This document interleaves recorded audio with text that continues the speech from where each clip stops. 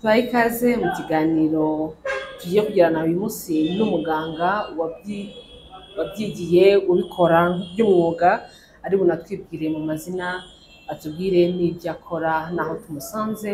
Tubahaye ikaze Dr. Nitwa Desire Hatanga, ndi gukorera Nyabugogo muri Milo Clinic. Ndi professionnel mu byerekeranye no kuboneza urubyaro. Nishimiye kubana namwe ikiganiro. Murakoze. Twishimiye kubana nawe kuri uyu munsi. Uyu munsi tugiye kuganira ku nsanganyamatsiko igira iti kubera iki hari abadamu bamwe na bamwe usanga bakuramo inda bitabaturutseho, ese biterwa n'iki, ese bikunda kubaho mu gihe kingana gute, mu gihembwe cya mbere, mu cya kabiri, ese umuntu agomba kwitwara ate? Ni muri urwo rwego rero twifuje umuganga ubizi kurusha uko tujya gushaka ubushakashatsi kugira ngo adusobanurire byimbitse niba ari umudamu usamye amenye ngo arabyitwara amate. Ese wundi biterwa n'iki kugira ngo inda ivemo? Okay. Tuvuga ubundi ko inda yavuyemo ari igihe habaye gutakaza nyine umwana wawe mbere y'ibyumweru 20, ni ukuvuga ni amezi 5. Icyo gihe iyo umuntu yagize fausse couche, ni ukuvuga yaratwite hanyuma akabona aravuye, iyo niyo twita fausse couche, ariko tuyilimita mu byumweru, nyine tuyiha igihe. Iyi bari fausse couche igihe cyo ivuyemo mbere y'ibyo byumweru 20 bivugwa n'abaginekologe. Rero kugira ngo izo nda zivemo, mu environ ni nko kureba hagati y'inda zose zisamo, hari n'izivamo abantu batabimenye, akibwira ko yagiye mu mihango kumbe yari yasamye ariko zikavamo. Dufite n'amakese menshi n'ibibazo bagiye batubasagera tubigarukaho. Kuko kenshi zivamo bitewe n'uko hari uburyo igi ry'umuntu gusama biba bivuze ngo hahuye imbuto y'umugabo n'iy'umugore, bimaze guhura biforma igi. Ririya gi iyo rimaze kwikora rifite ubushambure twabyita box, ko twatwita ni shambure nangwa se nk'akazu dutandukanye tugomba kugira ngo iryo gi rizabeho, rizakure ribemo umwana. Noneho ibyo babyita sac gestationnel. Izo sac gestationnel zishobora kwikora ariko igasanga iri vide, nta kintu cyagiyemo. Biterwa n'iki rero kugira ngo ibe iri vide? Hari igihe biterwa ni anomalie z'amakromozome. Donc ni ukuvuga ngo iyo umuntu ari kuremwa, hari kromozome ziva kwa mama we, haba n'izindi ziva kwa se, zikaza guhura. Noneho cyagiye habaye iryo gi riri kwiforma, riri kwiyubaka, iriya sac gestationnel iriho igomba kwakira amakromozome yose uko ameze, uko angana. Ni nka materiel, kuntu ko iyo umuntu ari kubaka n'inzu ushaka materiel, ukazana ibikoresho, amasima, imicanga, ukazana amafera beton, ukazana amabuye, buri kimwe cyose gikenerwa n'amazi byose ukabizana kugira ngo ugende wubaka inzu yubakwe izaba inzu ikwiriye. Noneho iyi n'umuntu nawe yagiye kuremwa mu nda ya nyina, izo materiel ziva kwa papa we n'izindi zikava kwa mama we, nizo twita chromosome, zikaza guhura. Noneho hari igihe habaho defo, ntabwo tuzi ni iki kibitera. Akenshi bibaho kuko ntabwo ari buri nda yose cyangwa se buri koite yose ikozwe yubaka umwana. Hakabaho umwanya utuma cyangwa kondisiyo abantu barimo cyangwa ibitekerezo abantu bari bafite cyangwa umunabi bari bafite, ubwonko nibwo bukomandinga buri kimwe cyose. Icyo gihe hari igihe ubwonko buba buri gukomandinga ibindi, ntibuze gukomandinga chromosome zuzuye kugira ngo zize gukora umwana. Cyane cyane iyo habayeho defo yo gukora umutima, ya materiel igomba kubaka umutima. Umutima ikintu cya mbere kiremwa umwana. Iyo habayeho defo yo kudakora umutima cyangwa kudakora ubwonko, ibyo bintu bishobora gutuma ya sake iba vide, kugira ngo byagirize gusohoka, kuko ubundi nta muntu uzabaho adafite umutima. Donc urumva ko niyo mpamvu usanga nkatwe twemera Imana, tuvuga ko Imana niyo ibirema. Nubwo bwose twize tukamenya ngo hari ibintu bikorwa gutya na gutya bijyanye na siyanse, ariko ni gute nyine ibyo bintu hari igihe byanga. Ni gute ibyo bintu hari igihe byanga, ugasanga habayeho nko kubura activité cardiaque, umutima ntawe ubonetse, ubwonko ntibubonetse, kandi wateye inda. Icyo gihe yanda nibwo biteza bya byago byo kuba yavamo spontanément. Mu gihe kingana gute rero bibaho mu byumweru bya mbere. Umuntu ashobora no kwibwira ngo nagombaga kujya mu mihango, ngo ndirenza iminsi mikeya, ngo kinirengeje, kumbe yari yasamye, ariko iba sac gestationnelle iri vide, hanyuma imihango irizana bivamo atabizi. Kuvuga ngo abashakashatsi basanze inda nk'10% cyangwa 15% zivamo ziba zitewe n'iyo case ya sac gestationnelle yabaye vide. None hariho umubyeyi wabwiye ngo nkubaze, we amaze gukuramo inda ebyiri, iya mbere avuyemo ifite amezi 4, iya kabiri ivamo ifite amezi 5.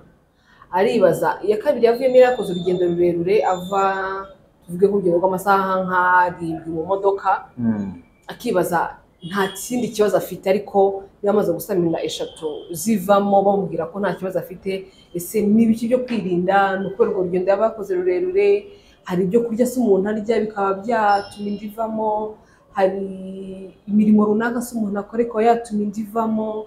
Ese ni gute umugore agomba kwitwara mu gihe amenye ko yasamye?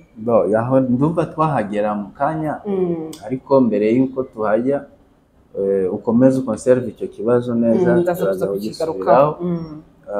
Hari izindi mpamvu usibye iriya yo kugira sac gestationnelle vide, hari izindi mpamvu. Izindi mpamvu ziri immunologique, ni ukuvuga hari igihe abantu bajya gukora ubukwe batabanje kwipima. Umugabo n'umugore bakipima sida gusa, ntibimbo. Hari n'igihe wenda abandi bashobora kwemera bakipima na za hepatite n'ibindi, ariko bakaza kwibagirwa gupima groupage sanguin. Mu maraso y'umugabo izi groupe tumva A, tumva B, AB, tumva na O, izo groupe zose zigira ifacteur yitwa resist.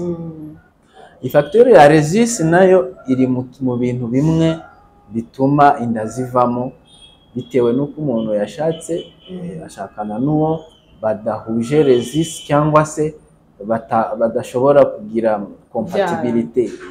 Babarukira aho ngaho guce mu ijambo, nizihe resist zidashobora guhura? Kubera ko baravuga ngo ikibazo ngo nuko umugore afite resist negative nubwo ari ikibazo, umugabo afite resist negative, umugore afite positive, hari icyo bitwaye? Mbese tugira ufite ni ukuvuga resist iba swat positif cyangwa negatif. Yari negatif ni ukuvuga nta resist ufite.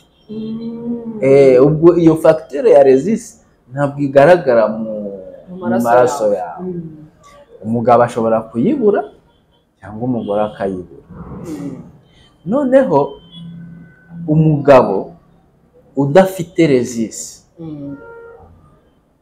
nta kibazo atera umugore ufite resist, kuko nyine nta resist amaraso ubwoko bwose, kuko umugabo nyine urumva nta resist afite. We aguteye inda, nta materiel, nta facteur yitwa resist agushyizemo, ariko wowe ufite resist. Ufite resist umuntu akaza akagutera inda, we adafite resist nta kibazo ugira, ko nta resist wumvise nyine amaraso arakomeza bisanzwe. Noneho ahubwo umugore udafite resist akaba ahuye n'umugabo ufite resist, niyo wumva umugabo ari resist positif, umugore ari resist negatif. Urugero kugira ngo babyumve neza, wenda umugore ni A negatif, umugabo wenda ni O positif, cyangwa umugabo nawe abe A positif. Urumva groupe zirahuje ariko resist ntabwo zihuje. Umugore afite nta resist agira, ariko umugabo afite resist. Kandi umugore niwe murima, niwe uzakuza umwana. Bivuze kuki? Bivuze ko umugabo azazana resist, umugore nta resist afite, abyakire, nibimara kwinjira mu mubiri, umubiri uzahita urekonesa, umenya ko hari ikintu gishya cyinjiye mu mubiri w'umumama. Icyo kintu giyo facteur resist, ubwonko buzahita bwisoma yuko iyo resist yajemo kandi umugore atayifite. Hanyuma rero bizayifata nkaho ni adui uje. Ubwo icyo gihe ubwonko bukoresha uburyo bwose, ibyo bintu bigatuma haza kubura abana kandi biri normal. Ego hari igihe umuti batera umudamu amahirwe gamma globulin. Iyo umuteye umufasha iki? Utuma ubutaha iriya message y'ubwonko butanga ko haje umwanzi, iyo message itongera gutanga. Iyo code barayifunga, ntizaboneke kongera guhitanga, ubwo bigakura nta kibazo. Iyo umuntu, hari n'igihe abandi bigera bagira chance y'umwana kuvuka, akavuka ariko mama we afite ari negatif, ari resist negatif, umubyeyi w'umupapa ari resist positif. Nta kintu na kimwe bakufasha. Yego, hari igihe biba umwana akaba ari normal ameze neza. Hari 15% y'inda ziresista z'amaresist akabyara, ariko uwo mwana nawe ntabwo akunze kubaho. None se mugabo bigenda gutyo, umugore ari negatif n'umugabo ari negatif? Umugabo abaye negatif n'umugore abaye negatif, ubura vivura aho barabyara. Okay. Aho nta kibazo barabyara. Donc umugore agize iyo chance cyangwa uwo mugabo akagira chance yo kubona umugore bo bahuje batagira bombi resist, bose ari negatif, aho kabisa niyo mahirwe. Sinzi niyo nayo mahirwe akunze kubaho, ni make cyane. Hari abandi benshi baza kutubwira ngo ugasanga umugabo afite resist, nako umugore ari resist negatif, tangira kutubwira muzanshakira umugabo ufite resist negatif. Hari ushobora kumubonera wamumwereka akamwa, ntabwo mushimye igihagararo kubigango. Urumva, noneho ibyo bintu ntabwo bikunze kubaho neza, ntabwo byoroha. Tuvuye ku bya resist rero, hari izindi indwara zishobora gutuma umugore asabikavamo, zijyanye n'imisemburo. Imisemburo kugira ngo inda ibe muri uterus ikure, ifate imizi, bisaba ko haba hari umuti wa karemano w'abantu bagira abagore, ariko n'abagabo barawugira ku kadozaje gakeya, umuti witwa progesterone. Iyi progesterone yakitinga parallèlement n'undi muti witwa estrogene. Noneho iyo bibyibalansinze muri grossesse umuntu atwite, iyi progesterone ikaba nkeya par rapport na estrogene. Bya estrogene iprovoka ibise. Niko kwa kundi usanga abenshi nk'uwo mu mama wambwiye wakuyemo inda ifite amezi 4, ifite 5, akenshi biba ari uko iriya progesterone yabaye nkeya. Progesterone ikagabanuka vuba par rapport n'amezi 9 kuntu yagabanuka bigateye provoke ibise. Ubundi uko umwana akura, quantité ya progesterone yari iri mu mubiri, mu maraso y'umugore utwite, igenda igabanuka uko umwana akura, mu rwego ruhe rwo gutegura kwa cyagiye cyo kubyara bitazakira ikibazo. Ubundi umuntu aremwe ku buryo igihe cyo kubyara kizajya kugera progesterone yarashize, harazamutse estrogene. Urumva? Donc iyo rero habaye defo ku buryo itabalansa neza, progesterone igenda igabanuka vuba mu gihe cyo umuntu agitwite, iragabanuka, ya estrogene ikazamuka. Estrogene akaba ari iza guprovoka contraction cyangwa ibise, umuntu akaza gukuramo inda iyo mu ayo mezi 4, 5, akaza kubyara cyangwa umwana udashyitse mu mezi 7, bitewe nuko hamanutse mu buryo butari bugenwe. Donc iyo hari kubakwa biriya bintu byose, hazaho plan y'ukuntu umwana azakura, niyo agendana parallèlement na progesterone na estrogene. Ubwo estrogene ikazamuka kugeza mu gihe cy'amezi 9, kugira ngo nigera kuri top, kuri plafond mu mezi 9, umumama atangire kumva utudulere, igihe cyo kubyara kibe kirageze. Urabizi ko umuntu abyara spontanément, ntabwo babiprovoka, birizana. Ikibituma byizana nuko wa muti wa progesterone wagabanutse kugeza igihe cyo iminsi y'umwana yo kumara mu nda igeze. None se kwa ko n'ababyeyi tuza kwisuzumisha, mushobora kumenya ko bitari ku rugero rukwiye? Hari ukuru mu bipima? Exact. Muri laboratoire dukora dosage hormonale. Ugiye muri labo bagafata amaraso, barakudoza, kavuga okay, iyo hormone ya progesterone ni nyinshi, c'est normal, ya ntuza ya estrogene ni nkeya, nibyo byiza dukeneye kugira ngo umwana akomeze akure. None hari ibimenyetso runaka byibuze umubyeyi ashobora kwiyumvamo bishobora kumwereka yuko wenda iyo hormone yagabanutse, indi yazamutse, kugira ngo amenye ngo sinye runaka? Kubabara ahehe mu kiziba cy'inda, uko yatwite, ibyo activité yose ibera kuri iterisi. Ubwo icyo gihe yumva atangiye kugira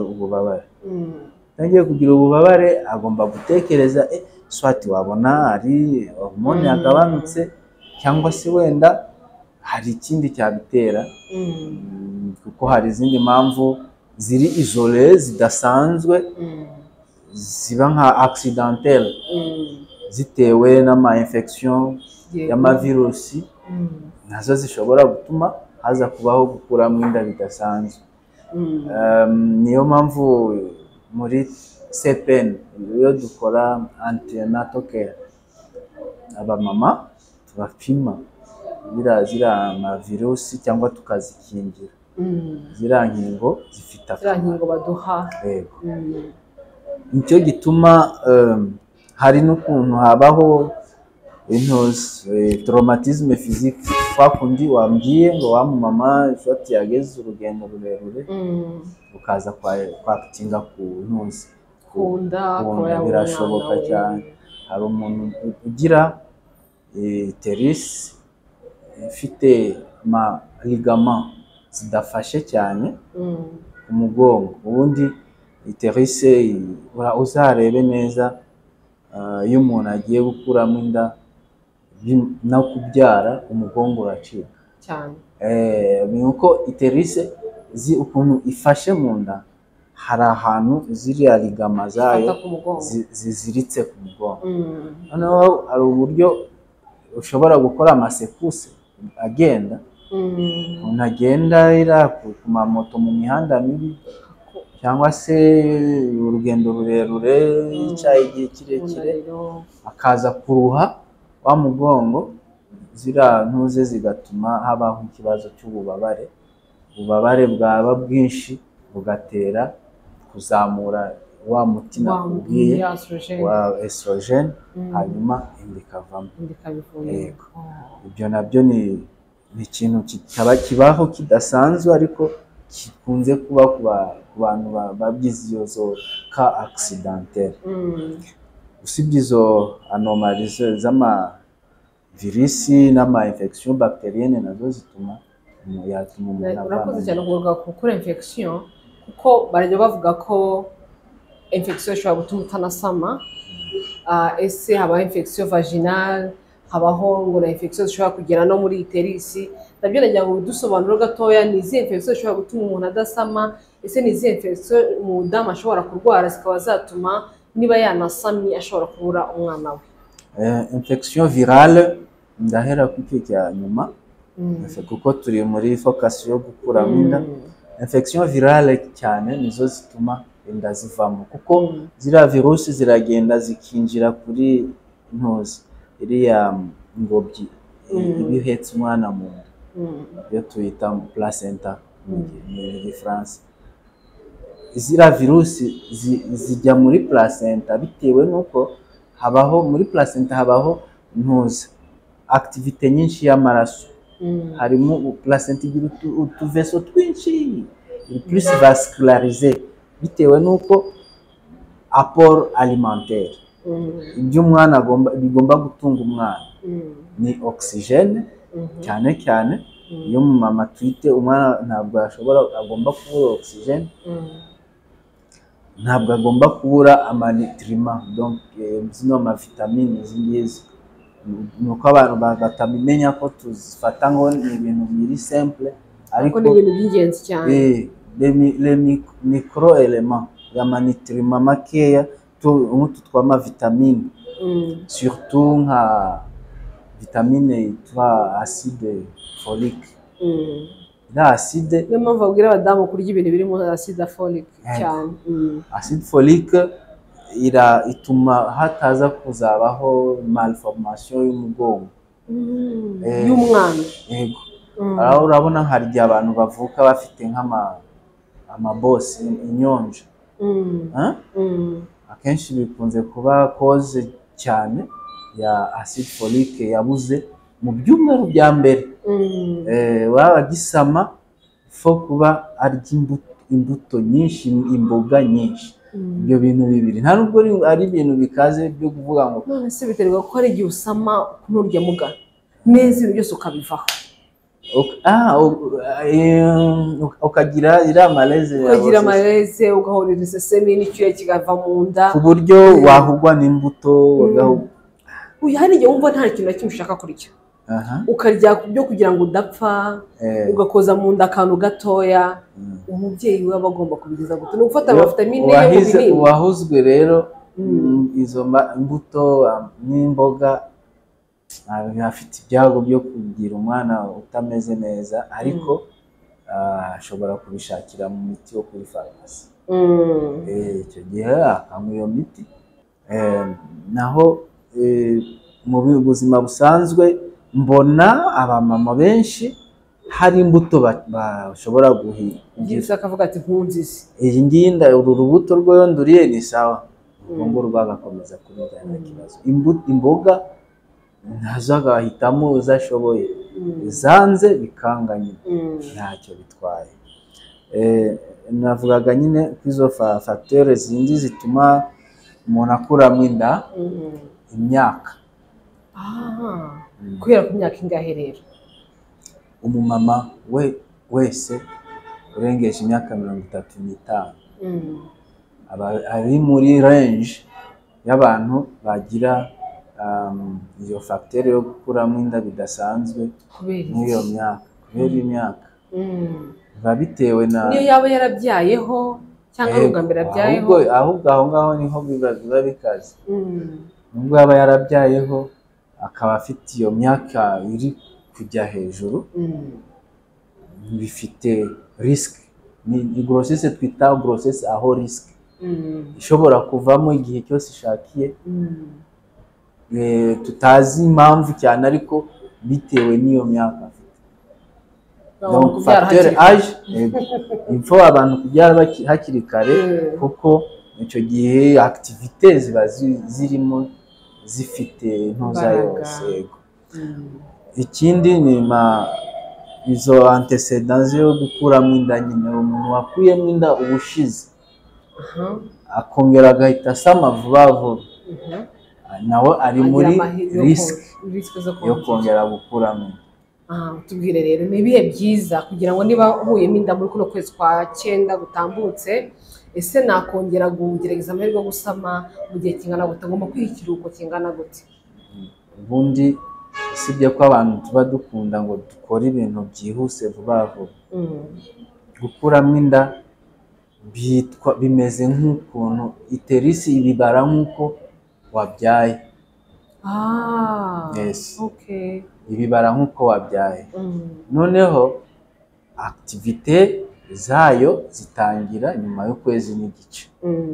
Ibyumweru 6 biba bihagije ko iterisi yongeye kwiyubaka, ikaba iri mu buryo ushobora kongera gusama icyo gihe. Ariko noneho mu rwego rwo kugira ngo iyo nda itazavamo vuba, itagira ibyago bindi byo kuvamo, nuko iriya myometre na endometre ni inyama ya iterisi yakira igi ry'umwana ibitarakomera. Ibitarakomera kugira ngo ikomere ubundi bisaba amezi 6. Amezi 6 ashobora gushaka undi mwana. Nibwo buryo bwiza bwo kongera kugerageza gusama. Aho yasamye munsi yayo biba ari bifite indi risk yo kugira ngo yanda nayo nanone ivamo. Ariko guhera ku mezi 6 kugera ku myaka 2, ubishoboye kugeza imyaka 2 adagifite amashyushyu yo gushaka inda, yategereza n'imyaka 2 nta kibazo. Nta kibazo. Nta muntu wakwihangana, yaba ari nyinshi cyane. Rero reka tujye no mu bibazo abantu bagiye batubaza, niba utararangiza kutubwira wenda hari nk'ubundi buryo. Hari indi koze abantu banywa itabi. Itabi burya rishobora gutuma inda ivamo? Yego, naryo ni facteur favorisant. Itabi iryo ari ryo ryose. Urabizi ibintu byose n'abanywa inzoga, ibintu byose bitegekwa n'ubwonko. Iyo unywa itabi cyangwa inzoga, ubwonko buba buri gufokaliza kujera ya system ya alcohol cyangwa ya nicotine ufite, bitaza kukwangiriza ubuzima bwawe. Noneho ubwonko buba buri mwiyo activité yo kuvuga ngo noneho yarengeje gutya, bikatumufashe gutya kugira ngo bitabuku atamera nabi. Nubwo buri kukurwanaho bukagukontrola, ntibukontrole ikindi kiri mu nda. Kiriya rero kikaba kibaye victime y'iyo system. Ikindi kibitera ni nko kunywa ibiyobyabwenge bisanzwe nka za cocaine, nabwo twabivugiye hamwe na tabagisme. Nibyo ngibyo bidistray ubwonko bukaba distray kuri yanda yinjiye, ntibutume ya materiel iza. izo ndazo z'abo bantu bari muri iyo factory zo zishobora kuba mu gihe kingana zivamo mbere cyagiye utaramenya ko twese abiri kuko icyo gihe nyine niho habaye distraction ya cavité sac gestationnel ikaba vide yandikamo. Nibyo ni akabazo wari ugiye kuvugana kandi akoza nijye kuvuga mfite abantu benshi bagiye bambwira ngo mbarize muganga, ariko n'indwara z'abantu ziri mal contrôle nk'ama diabete n'ibindi nabyo bifavoriza gukuramo inda. Yati umbarize umuganga uti yagize ikibazo cya mono pregnancy bikageraho bamushyira kuri chemotherapy HCG, ubwo urabyiho materne yanyu yanditse yanze kumanuka, ngo se birakunda akongera akabyara? ngo se ngo nyuma y'iyo HCG yarasubiye ku murongo ngo nta zindi ngaruka yagira zatuma agira ikibazo cya kanseri bitewe n'imiti yaba yarigeze gukoresha ya chemotherapy treatment? Ubundi grossesse molaire iba ari grossesse ifite harimo amaselire menshi yiyubaka bidasanzwe, kandi selire ziyubaka mu buryo budasanzwe nibyo twita kanseri. Niyo mpamvu abona iyo chimiotherapy kugira ngo za selire ziyubatse bidasanzwe zistope ze kongera kwiyubaka. Ubwo rero iyo abonye yarasubiye ku murongo iriya hormone gonadocorionique iyo HCG, iyo hormone gonadocorionique iyo tuyimuhaye iramufasha uburyo bisubira ku murongo.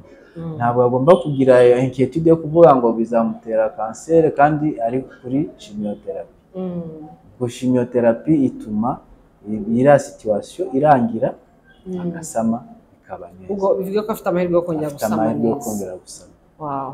Ubwo yaravuze ati mbarise muganga ngo ukubera iki indiba ntoya kandi amezi ari menshi, ngo ko inda iba nto cyane, umwana ni mukuru arenda kubyara akabona inda ari ntoya, biba byagenze gute? Uburebure bwa nyababyeyi ofete inda kuba ntoya biterwa n'ukuntu n'umuntu yubakitse kwa. Hari abantu baba barebare, abandi bakaba bagufiya, abandi bakaba bato bato, abandi bakaba banini. Biterwa n'iyo masse y'umuntu ukuntu ameze.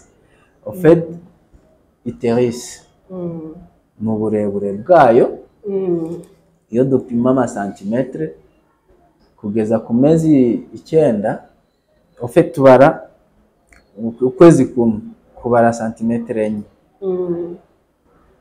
kuba inshuro ya mezi 9 yagakwiye kugira santimetre 36. Umumama muremure agira inda ntoya ashobora kugira niyo santimetre 36 ukamupima ukazigeraho. Umumama mugufi ashobora kugira uramupima, hari igihe ababyara dupima uburebure bwa nyababyeyi tugasanga bafite santimetre 32, kandi urebye mu mezi 8 nibwo zaba zingana na 32. Ariko no ku mezi 9 ashobora kugira kuri 32 cm akahita abyara. Uburebure bwa nyababyeyi ntabwo bwatuma umuntu atareba ukuntu umwana angana, niba amezi afite amezi atera uburebure afite. Ikiza ahubwo icyo umuntu yakonseye umumama utwite ni ugukora ecography. Ecography iyo iri ni materiel igaragara, ni ibintu biri fact uzibona ako kanya n'amaso, atari bya bintu byo gupima ukoresheje metero cyangwa ukoresheje stethoscope. Iyo ukoresheje iyo ecography ishobora kukubwira ngo ufite nyine uburebure bungana gutya, umwana nawe areshya, nk'uyu afite ikibazo cy'uko umwana bamubwira ko nta kibazo ariko ko yareba inda akabona ntayabona kandi arenda kubyara ngo arabyara vuba arabura nk'amezi nk'abiri ngo abyare kandi akabona inda ntayabona akavuga se uyu mwana ntabwo ari muto cyane. oya facteur ibaho aho ngaho ni amazi. Uriya no mu nda y'umwana y'umumama atwite harimo liquide amniotique, ari amazi aproteje umwana ku mashoke ashobora kubaho hanze. Iyo umumama afite liquide amniotique nkeya, hari abagira nkeya, iyo liquide niyo nayo ifata indi espace gatuma ubona umuntu afite inda nini. Ushobora kugira umwana nyine ufite amezi 7 bakagushaka si uyo muntu aratwite ntibabibona. Akenshi hari ya facteur y'uburebure bw'umubiri wawe, akabaho na facteur ni handi bavuga ngo umubyeyi afite nyababyeyi ngo ndende, ibaho n'ababyeyi ndende. N'igihe turi gukora bino bintu byo kuboneza dushaka gushyiramo twa dupira muri nyababyeyi, hari abamama usanga afite iterise ndende irenze santimetero 10 nk'ukuntu tuba tubigena, ikagira nko kuri 12 santimetero. Icyo gihe nazatwita zaba ndende. Ariko nanone akenshi ni iriya liquide amniotique. Uwo mumama wabajije gutyo ashobora kuba afite liquide amniotique nkeya.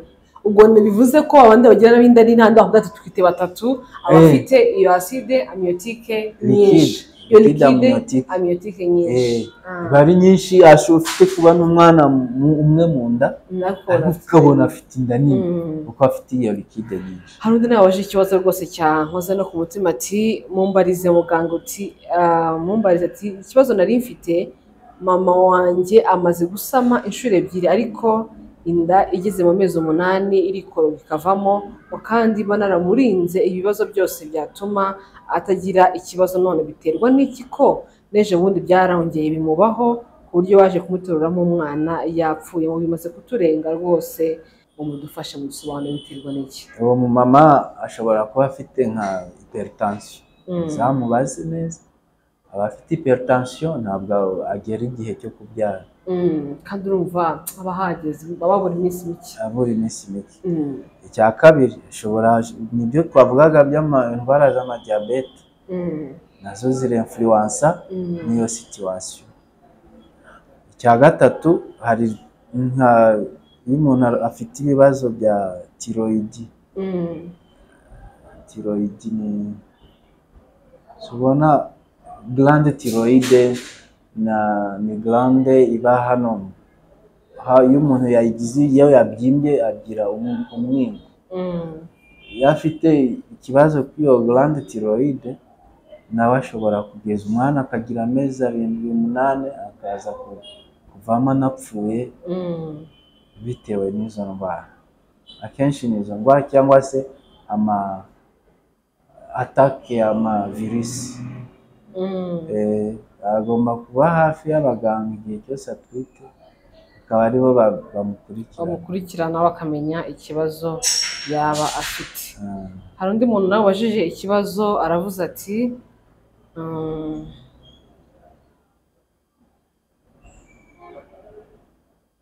mumbarize uti ese iyo umuntu yigeze gusamira mu muheha bikaba ngombwa ko bawukuramo agasigarana umwe, ngo none agatinda gusama kandi baramubwiye ko n'umuheha umwe bawusamiraho, biba byatewe n'iki? Se biba byagenze gute?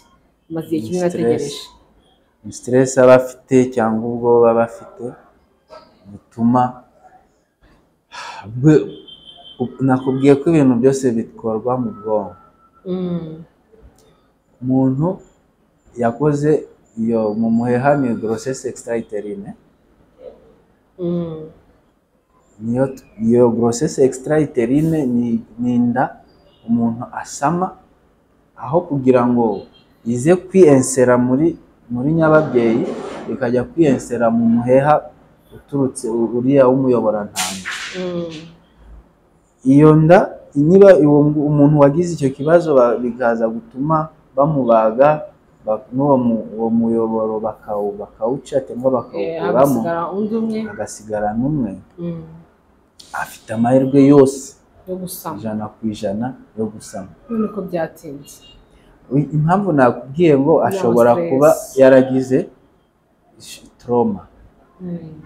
Iyo wagize trauma kubera stress watinye wumvise bakubwiye ngo bakuyemo umuyoborantanga, uhita ugira ubwo bukavuga ati yo byararangiye ntabwo nzasama. Mu byo muganga amwigisha ntabwo abifata, ahubwo we akomeza kugira ako kantu kakoba avuga ati gusa kuko umuyoborantanga wanjye wavuyemo buriya nzasama. Iyo ibintu utabyizeye nawe bikubaho ntabwo bikora. Nuko akeneye counseling gusa, nta n'ibintu byinshi akeneye ngo imiti cyangwa counseling, agahorana n'umukansela buri igihe cyo gusama bizakunda. Urakoze cyane. Ati waramutse neza ngo waje kumbariza Dr. ni byiza ko umuntu uvuye muri family planning ako kanya yahita asama? Ese nk'uko mbyumva koko ngo urabanza ugategereza, ese ibyiza ni ibihe? None se gusama ntabwo biza ku buryo umuntu yishakiye. Iyo uhagaritse family planning urumva ko wari uri kujua ku bwonko bwawe. Igihe wari uri muri family planning wari uri kujua ku bwonko ubuhereza gahunda. Bashaka iyi gahunda gutya kubera umuti uri kunywa, ubwonko bukagendera kuri iyo gahunda y'umuti. Kubera iki abantu bose bavuye muri family planning badahita basama? Nyine ndeka maze musubize icya mbere ni uko wanywaga umuti, ubwonko bukagendera kuri iyo gahunda wihaye. Noneho ubwonko, tufata urugero, umaze imyaka 6 ukora family planning. Deja ubwonko wamaze kubuha umurongo ngenderwaho igihe kirekire. Nyine ubwo bwamaze kubigendamo, ni iki kintu niko bimeze, ni droiture. Ndakomeza sinkore biriya byo kuzana ovulation. Kuko kugira ngo usame nuko habaye ovulation. Ovulation ni uburumbuke. Ubwonko bubaho buzi ko utarumbuka, utagomba gukora umuti wo kukuzanaho uburumbuke. Bumaze umwaka nta burumbuke bukora, imyaka 2 nta burumbuke, imyaka 3 nta burumbuke, imyaka 4 nta burumbuke, nabwo buribagirwa. Umaze kwibagirwa ugeze mu myaka 6 7, hari n'abamara imyaka 10 cyane rwose. Iyo myaka 10 ubwonko bwaribagiwe gukora ya misemburo izana uburumbuke. Icyo gihe n'iyo myaka yose ubwonko nabwo yuhagaritse, hari periode bufata kugira ngo bwongere kwibuka ko cya kintu kigomba gukora. Ni nk'ikihe gihe rero? Ntabwo kibazwe. Ese hari n'imiti basi mushobora kuduha nyuma yaho bikihutisha? Aho ngaho niho ubaza wihuse, kandi by'ukuri imiti irahari. Wowe iyo ubona byaranze bitinze ubonana na muganga agahita kwandikira imiti. Ya miti tukayigutera, akenshi ikora vuba vuba mu dushinge dutera, hanyuma amezi 3 4 ushobora gusama ugatangira gusama. Kuko icyo gihe ovulation zibaho, tuba twaziprovoze. Iyo rero utegereje, kuko hari birahenda, ariko s'il vous plaît ntabwo ari buri muntu wese ushobora kubikoresha. Birahenda, ni imiti ihenze. Iyo ategereje akakomeza kugira imirire myiza, yego, kandi nawe afitemo yihinzemo icyizere, we n'umugabo we badashwana, s'il vous plaît. Hari gusama biragoye. Hari ikintu kiza abantu bari kugurukana, umugabo akubwira ko udasama, ko ari udasama, kigiye bigenda burundu. Ndakubwije ukuri ushobora no kuyibura. Urumva rero ko hari ikintu cya mbere, ubwumvikane hagati ya couple, ushyira hamwe, bakamenya ko niba icyo kintu cyarabaye cyaratinze, c'est avec le temps kizagenda, ubwonko buzagenda bugikora. Umutuzo urakenewe. Hari n'indi systeme ariko yo gukora reflexology. Hari reflexology ni massage yo gukangura imijyana runaka manera.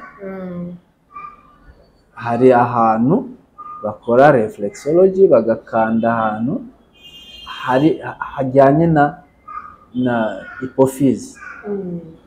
Iyo bayikanguye birakoreka. Kuvuga ngo udashoboye gukoresha iyo miti ashobora kujya muri reflexology akabwira umuganga specialiste muri reflexology, ashobora kumenya ahantu ashobora kujya akora kwiyo mikaya, hanyuma ubwonko bwe cyangwa se hypophyse, hypothalamus bigakora neza, bikongera gusubiza akazi kabo mu yabaye nk'utambikiraho gatoya ati mumbariza impamvu ituma umuntu abyara umwana umwe bigahita byanga burundu ntazongere kubyara. Biba byagenze gute mugatubwira? Abana b'ikinege nta family planning wagiyemo, uracyari muto ariko ubyaye umwe birangiriye aho. Impamvu ni imwe. Icya mbere ugomba kumenya nimba koko muri folliculine zawe hari ntuze mu matrompe hariho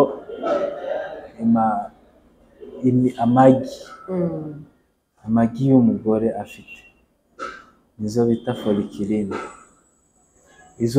Utwo tugi iyo ari twinshi uzabyara abana benshi. Utwo tugi iyo ari duke tugenda tusohoka mu mihango, sibyo? Wenda tugende par exemple uwo mama yari afite amagi makeya, ahereye mu myaka 14 ari kujya mu mihango buri kwezi, atangiye kuyasohoraho, asohoka buri kwezi. Abare akore contentieux, abare umwaka kugeza 15 namaze gusohora ameza angahe? Si 12. Ubwo ni amagi 12. Ageze ku myaka 16, 17, 18, 19, 20, 12 follicule. Muri mwaka 12.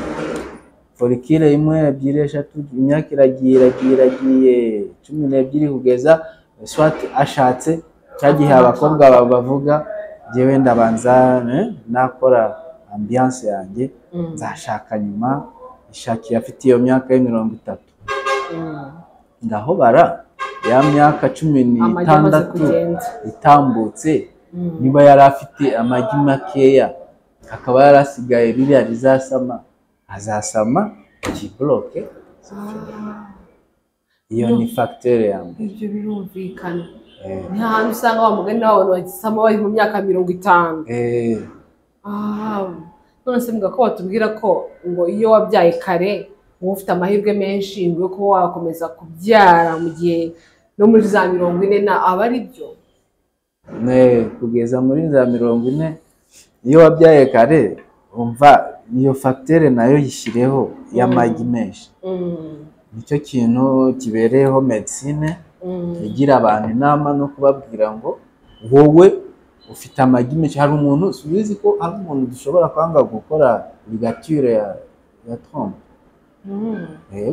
bitewe nuko n'amagi menshi ubona afite. Nubifunga bizamuteza des effets collatéraux.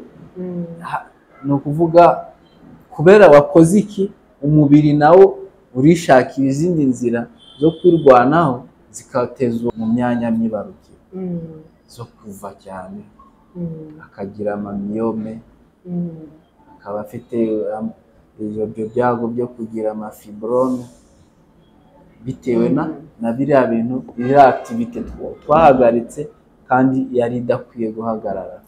Kuko uwe ni umuntu uraho ari nko kuzaba progeniture y'abantu benshi, yaragakwiye kubabyara. Uyu nguyu nawe aravuze ati mumumbarize ati iyo ngiye kwa muganga barambwira ngo mfite utubyimba duto twinshi kandi ngo ntitubagwa, ngo nitwo dushobora kuba dutuma ntasama, kandi bakongera bakambwira ngo hari n'abadufite basama. Mbese byaranyobeye, umumbarize ikintu kutunkiza kuko naranababajije bambwira ko ariko mba meze, ntibambwiye ikibitera, ariko imihango yanjye iza nabi icikagurika, ngo bampa imiti ukwezi kumwe ikajya ku murongo, ukundi igasubira kwa kundi mumbarize muganga ati byahereye muri 2022. Ndababaye pe, mumfashe. afite utubyimba twinshi mu Utuntu nda twinshi kandi tutabagwa. nitwo dutuma adasama. Birumvikana kuko Kandi bamubwira ko hari abadusamiraho kandi ntibagire ikibazo. nyine urumva yuko mu bintu ntabwo hari ibintu bigira exception. Uwo wasamye aba ari mu bantu ba exceptionnel, bari exception, ni mu bintu bidasanzwe ariko bikabaho, kuko gusa uwo nguwo we ufite ibibyimba ntabwo gusama byoroshye, bitewe n'uko nyababyeyi mu gihe cyayo afite ibyo bibyimba niho bikomeza gukura, bikurana n'umwana, wabyara bikongera bikamanuka bigasubira ku masantimetero makeya. Rero kwa kundi niba ari byinshi, niba ari utubyimba twinshi, ubwonko nabwo burabimenya, uvuga ati uyu muntu natwita bizaba ikibazo, reka tubireke ahubwo ntanagere igihe cyo gusama. Ubwo yakora iki? Nta bundi buvuzi bwisumbuyeho yahabwa yakire ko atazigera abona umwana, cyangwa azashaka abaginekologe, nabo bazahura n'abashirurgien. hano mufite abaginekologe? Yego turamufite, azaze hano kuri Milo, turaza gushyiraho nimero za doctor muri description bamufashe. Uyu nguyu ati Claire, mumbariza igituma nsama inda hashira ukwezi, najya kwa muganga bakambwira ngo ndatwite, bakambwira ko yahagaze gukura, ngo agategereza kwivamo, kandi ubwo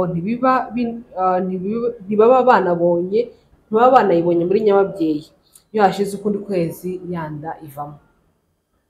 ntabwo iba iri muri nyababyeyi, ntabwo iri muri nyababyeyi, arasama akisuzuma akabona ko atwite, nyuma y'ukwezi bareba muri nyababyeyi bakayibura, mu kwezi gukurikiye ikavamo.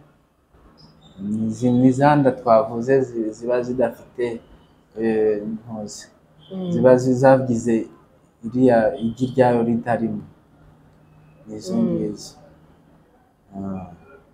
Sake gestationnelle biri vide. Dore undi muntu waje ikindi kibazo ati ese mumbariza uti habaho imiti yizewe umuntu ashobora gufata afite ikibazo cya trompe zazibye, zino trompe zazibye zikamera neza? Iyo trompe zazibye zitewe n'amabacteri, bacterias ni microbe n'ukuntu dukunze kubyita microbe, kwa kundi abantu barwara ama infection urinaire, umumama akazihorana buri gihe. Hari igihe yego, hari igihe ziza zikava mu nzira y'inkari zicamo zikataka iterisi, iyo zihatatse iterisi ziraza zikajya mu matrompe. Iyo zigeze mu matrompe habaho indi resistance, ubwonko bukomandinga umubiri, biriya bintu bije hano biraza kugera mu tusabo tw'intanga z'umugore, nibigeramo urumva seke sadone, biraza bizatuma uyu muntu atabyara. Ahubwo mwohereze abasirikari bajye babicire mu nzira, babibloke mu nzira, ntibize kugera ku gasabo k'intanga. Niko umubiri ukora. Noneho ugatanga ya message, babasirikari bakaza bakagera ahantu runaka hagati ya trompe, bagafunga mire igikuta. Ni ukuvuga ngo niba iki gikuta gihari, ça dépendra n'imyaka kizamara, bitewe n'uko wabimenye ukivuza mbere. Niba iki gikuta cyubatswe kugira ngo iziriya mikrobe zidakomeza guprogressa zijya kudusaba, zigume iyo ngiyo, ariko ntizizaze kwangiriza tuno dusabo tw'intanga.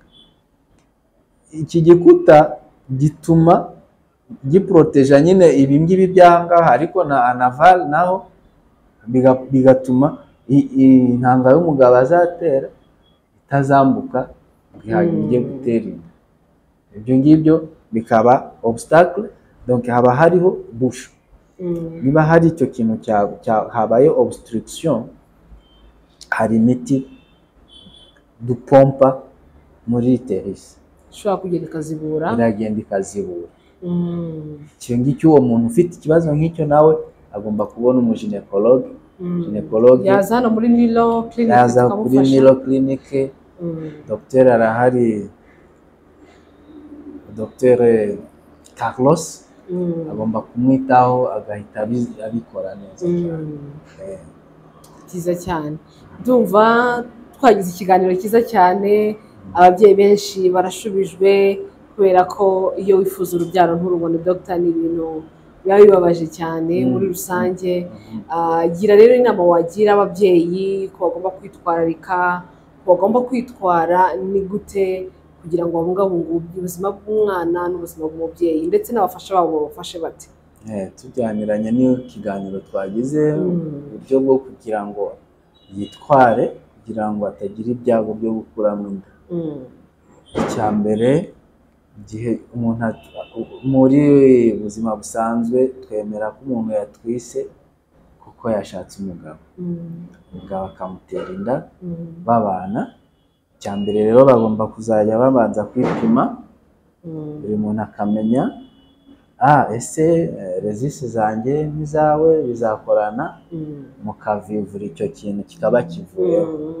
Ubwo ayo mahirwe tukayashyira ku yandi. Icya kabiri ni uko ngiriya igihe cyo gukora imibonano mu gihe muteganije ko murasama, mbese mushaka umwana, muri izo periyode mugomba kwishimanirana. Stress bakazigabanya, bakaryohamo, bagasohoka bakishima, bagashaka ibintu bibaha ibyishimo. Muri iyo periyode ubwonko bubona muri ambiance nziza. Icyo gihe umwana muramusama, iriya sac gestationnelle ntize kubura urugingo na rumwe. Donc icyo kintu ni ukucyitaho cyane, ku buryo biriya byago bikunze kuba kuri ya 15% twabonye abantu bakoze accouplement bite kubaho, biterwa n'iyo ambiance murimo wowe n'umugore. Ikindi nagiraho abamama inama, niba abantu bariya bafata inzoga, banywa inzoga, banywa itabi, Nganga yuko ngo arabazitwarira, aho batarasanzwe bananywa n'inzoga agatwarira akayoga rwose ati ka mitsingi niko nshaka. Kunywa inzoga ntisinyifipa gusinda, ntabwo bivuze ngo umuntu utwite cyangwa se ugeneye gutwita atanywa ku nzoga, ariko excès, kunywa nyinshi. Ntabwo yayitwariye gusomaho kabiri nta kibazo, nta kibazo, yanywa iryo cupa ntacyo bitwaye. Ariko kwa kundi gusaya akanywa inzoga agasinda, ubwonko bukabura ukuntu bubalansinga situation y'ubuzima, icyo gihe baba ari kwishyira muri risque. Ikindi nanone ni imirire bagomba kuadopta. Ntabwo watwita ngo ujye mu mirire ikomeye, bino bintu byo kwikomplika mu buzima. Shyire mu buzima bworoshye busanzwe, urya imbuto n'imboga nyinshi. Arone nakwensistaho no gushyiraho amazi menshi. Ufite umumama witwitiye umwana we akarya imboga rwatsi nyinshi cyane, ziranahindutse rwose. Yego, n'igihe cy'imvura noneho ziboneka kubi, akarya imbuto nyinshi, akaba ari byo bintu yishimira. Umwana we avuka ameze neza kandi ntabwo agira ibyago byo gukuramo inda. Kandi ibyo bigomba kuribwa mu minsi ya mbere, mu gihembwe cya mbere cyane, kuko niho rimwe ry'umwana ritangirira. Hari abandi bamama ariko batanywa amazi. Ifo gushyira amazi y'akazuyazi buri gitondo, amazi bakagira nk'agatermose cyangwa se akazuyazi niyo meza. yego. Ubwo nanjye ndi mu atari akazuyazi mbize. Icyo gihe uba utandukanyije temperature y'amaraso yawe n'ay'umwana n'ayo mazi ugiye kunywa.